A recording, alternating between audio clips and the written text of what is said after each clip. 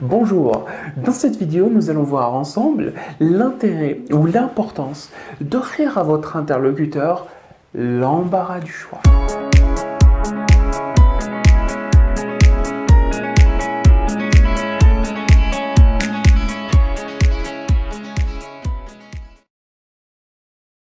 Beaucoup de négociateurs pensent qu'il y a que deux solutions possibles pour une négociation, deux solutions contradictoires. Ou c'est l'un qui emporte, ou ben c'est l'autre.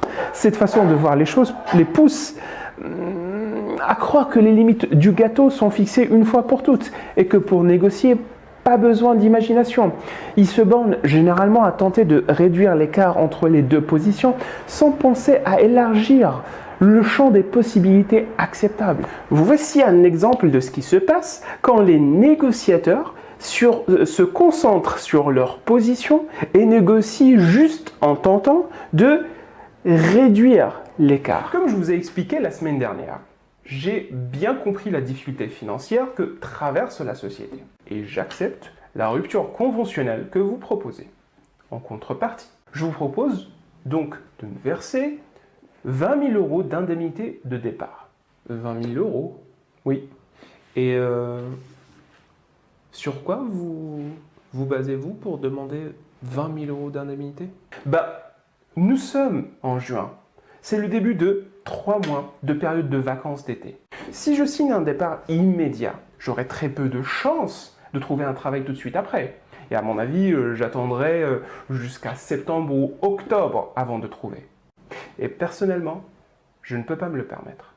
Et du coup, vous demandez 20 000 €. Tout à fait. C'est hors de question. 8 000 €, c'est le maximum que ma trésorerie me permet de sortir. Je vous propose 4 000 €. Quoi? 4 000 €? Ce n'est pas assez du tout. J'ai besoin d'au minimum 10 000 €. Et 20 000 €, c'est hors budget. 5 000 €, c'est à prendre ou à laisser. Dans ce cas-là, je refuse. Je ne vais pas me mettre en difficulté financière juste parce que vous avez un problème de trésorerie. C'est 15 000 € où je porte l'affaire au prud'homme. 6 000. 12 000 €. 7 000 et ne me demandez pas plus, parce que ça sera non.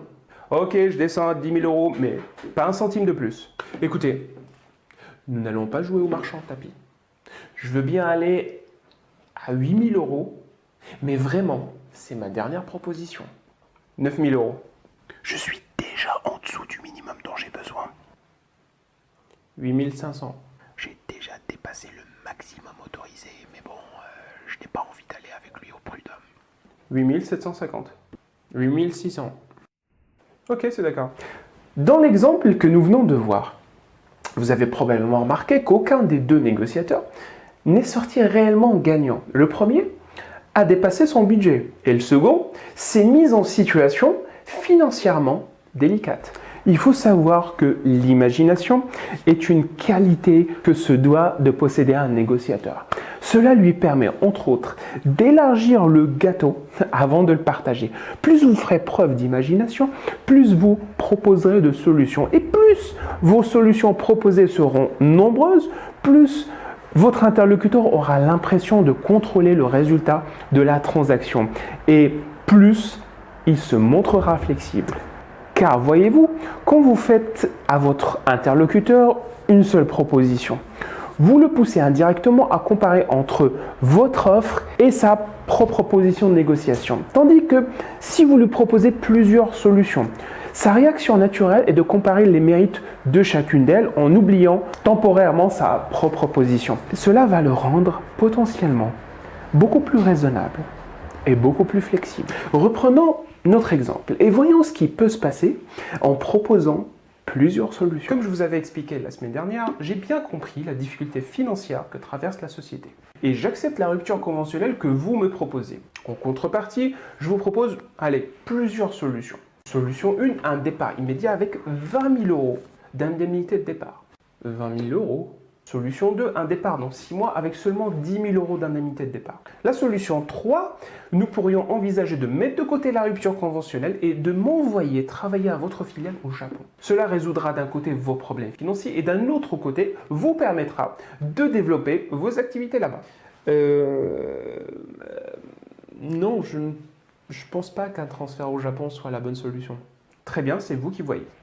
Et sur quoi vous basez-vous pour demander 20 000 € d'indemnité? Ben, nous sommes en juin. C'est le début de 3 mois de période de vacances d'été. Si je signe un départ immédiat, j'aurai très peu de chances de trouver un travail tout de suite après. À mon avis, j'attendrai au moins jusqu'à septembre ou octobre, la reprise. Et personnellement, je ne peux pas me le permettre. Et du coup, vous demandez 20 000 €. Tout à fait. C'est hors de question. 8 000 €, c'est le maximum que ma trésorerie me permet de sortir. Et la deuxième solution, c'était quoi déjà? Partir dans 6 mois avec seulement 10 000 € d'indemnité. Pourquoi dans 6 mois? Pour 2 raisons. D'une part, c'est le délai que j'ai estimé nécessaire pour moi afin de retrouver du travail en prenant en compte la période des vacances d'été. Et d'autre part, pendant ce délai, je pourrais vous être utile à la formation des jeunes recrues, par exemple.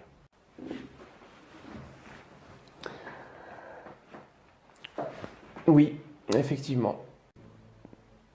J'avoue que j'ai une petite préférence pour la deuxième solution. Nous manquons de formateurs en ce moment. D'accord, très bien. Voilà ce que je vous propose. 6 000 € d'indemnité et vous partez dans 6 mois. Plutôt 8 000. 7 000 et vous partez dans 5 mois. Cette solution me convient très bien, même s'il me donne que 7 000 €. Avec 5 mois de sursis, je n'aurai pas de difficultés financières. Ok, c'est d'accord. Très bien. Cette solution me convient très bien. Je suis en dessous du budget maximum autorisé. En plus, il va s'occuper des jeunes recrues.